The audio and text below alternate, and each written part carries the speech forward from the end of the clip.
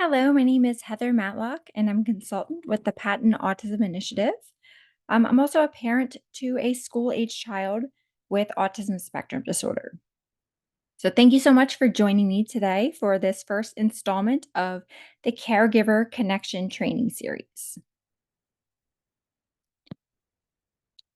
So before I begin, I'm going to ask that you just take a moment and think about why you're setting aside all of your other priorities right now to prioritize this training. I think we're all here for the same reason, right? We want to learn everything that we possibly can to ensure our loved ones reach an optimal outcome. And our child's success is always going to be what's valuable to us as caregivers. But exactly what is that outcome? What does that look like for your child individually? All right, are you feeling overwhelmed at this point? Or are you feeling optimistic about their potential to reach that outcome? Well, hopefully you're feeling optimistic, but I have really good news if you're feeling overwhelmed. It's that there's only two things standing between where they are now and where you want them to be. The first is time, but it's really not just time, okay? Because if nothing happened over the course of that time, your child would be exactly where they are now. So it's not just time, but rather the opportunities that occur during that time. All right, now the other thing is skills. So it's a matter of learning to do something. What will my child really need to learn to be able to get to that outcome? So if you think about that right now.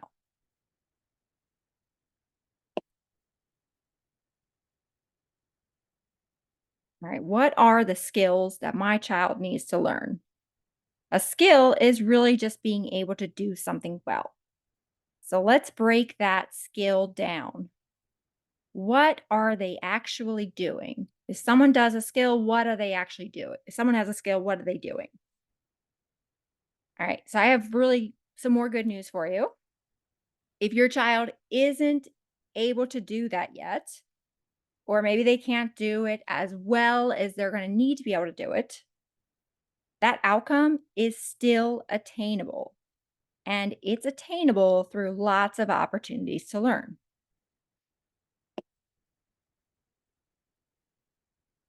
And behavior science really allows us to break down all opportunities to learn into just three simple steps: A, B, C. What is it that we want our children to do? What is it we want them to do? Anytime we're talking about a person doing something, we call that behavior. That's where we get the B from. B stands for behavior.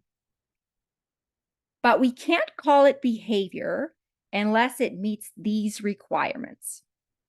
So first of all, it's only behavior if it's something that a person does. So it has to be something we do. Feelings and emotions are not behavior. Second, we need to somehow be able to observe it. So we see a person doing it, we hear them doing it, etc. Finally, we need to be able to somehow measure it. So we need to either be able to count how many times they do it, measure how long they do it for, etc. And here is a little poem that I made up to help you remember these basic building blocks for all learning. Even though B may be all you see, behavior never occurs without A and C. You need all three. And what comes before B in the alphabet? A. And an A, which technically stands for antecedent, is simply just an event that happens and I respond by doing something. Remember, doing something is behavior. So, in other words, something happens, gives me a reason to behave in a particular way. So, after B comes C, and C technically stands for consequence. In behavioral terms, a consequence is an event that happens after behavior, and depending upon whether that event was valuable to the person at the time, is going to depend, is going to make it more or less likely that that person does that same thing in the future under the similar circumstances. So the takeaway here is that if something good happens after behavior, after a person does something, you're going to see more of that behavior again. The person's likely to keep doing it again in the future. All right, so here's how all those fit together and apply to all humans and all learning. If something is valuable to us, we're more likely to do something to get it. And the things that we do are usually the things that have the strongest history of resulting in things getting better for us. Behavior strengthens each time that we do something and results in something good happening. We got something of value after we did something.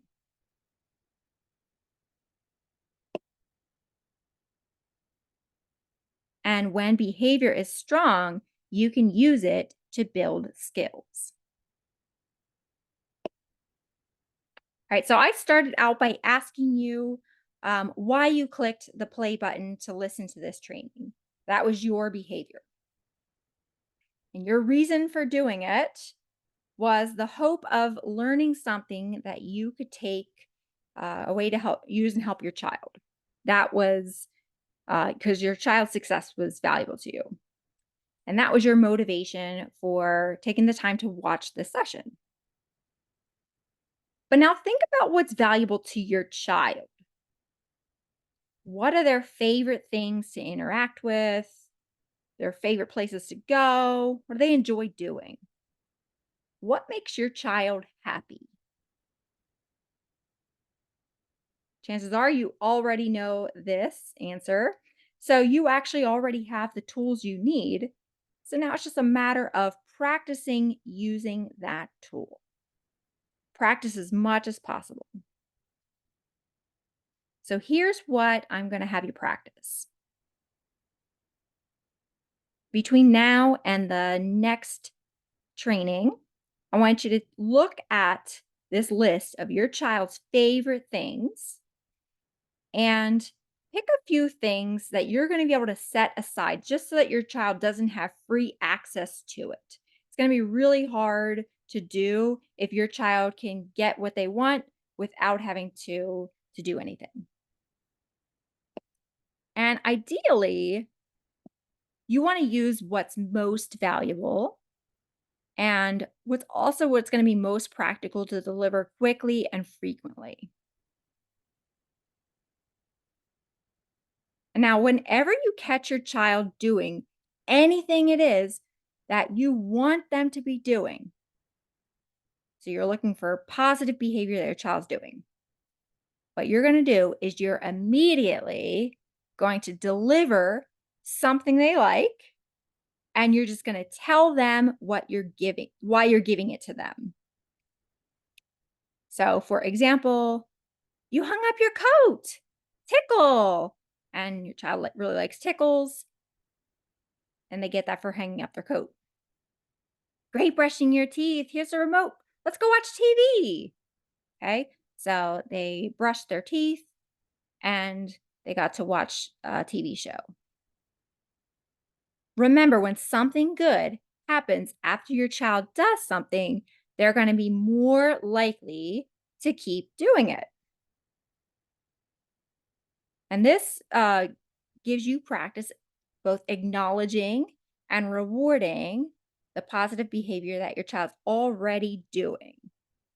And your child's going to begin to associate these positive behaviors with being able to access their favorite things. So once you've established this idea of doing something, something good happens, it's going to be much, much easier to teach new skills.